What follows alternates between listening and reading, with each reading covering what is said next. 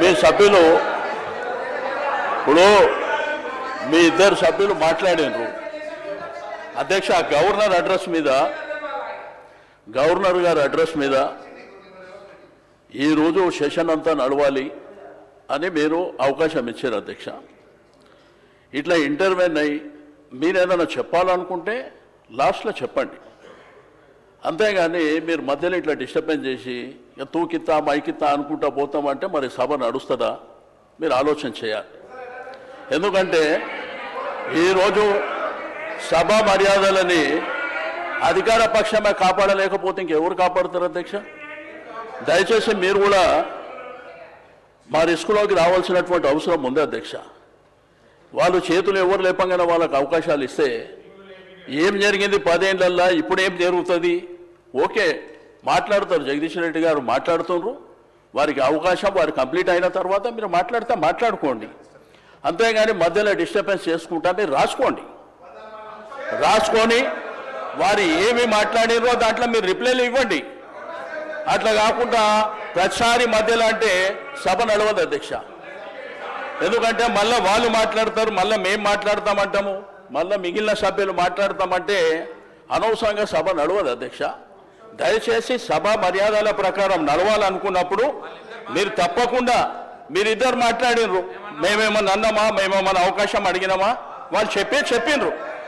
ఎందుకంటే ప్రభుత్వం సైడ్ నుంచి వాళ్ళు చెప్పిండ్రు, మా సైడ్ నుంచి కూడా గతంలో మేమేం చేసినాము, ఇప్పుడు మీరేం చేస్తున్నారు, భవిష్యత్తులో ఏం చేయాలనేటువంటిది మేము అడుగుతున్నాం, చెప్పాలి.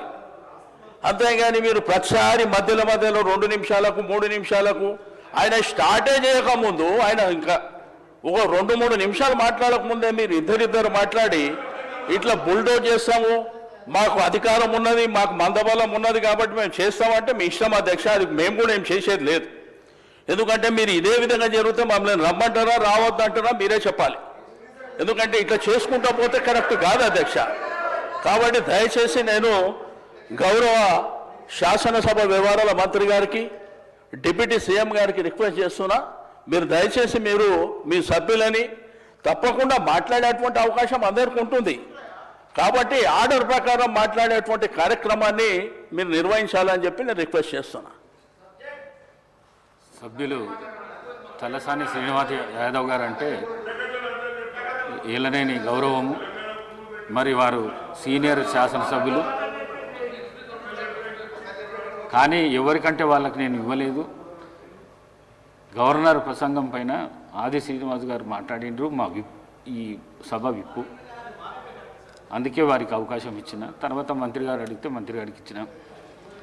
నా రిక్వెస్ట్ కూడా మీతో ఒకటే, ప్రతిపక్షాలకు గవర్నర్ ప్రసంగం పైన మాట్లాడితేనే మంచిది. డీవియేషన్ అయితే తప్పకుండా అక్కడికి వెళ్ళి ప్లీజ్.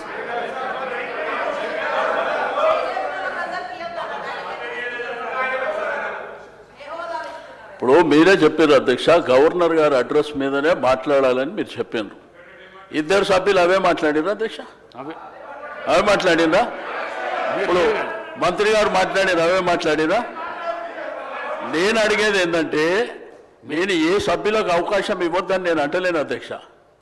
మాకు అవకాశం వచ్చినప్పుడు మేము చెప్పిన తర్వాత మీకు అవకాశం ఉన్నది, మీరు తర్వాత మాట్లాడండి అంటున్నా.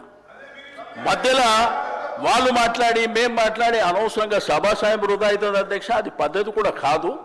కాబట్టి దయచేసి నా రిక్వెస్ట్ అలా సభ్యుని చెప్పనివ్వండి, చెప్పిన తర్వాత మీకు అవకాశం ఉంది, మీకు అనేక సందర్భాలలో చెప్పుకునేటువంటి అవకాశం ఉంటుంది, కాబట్టి మీరు చెప్పుకోండి అని చెప్తున్నా అధ్యక్ష.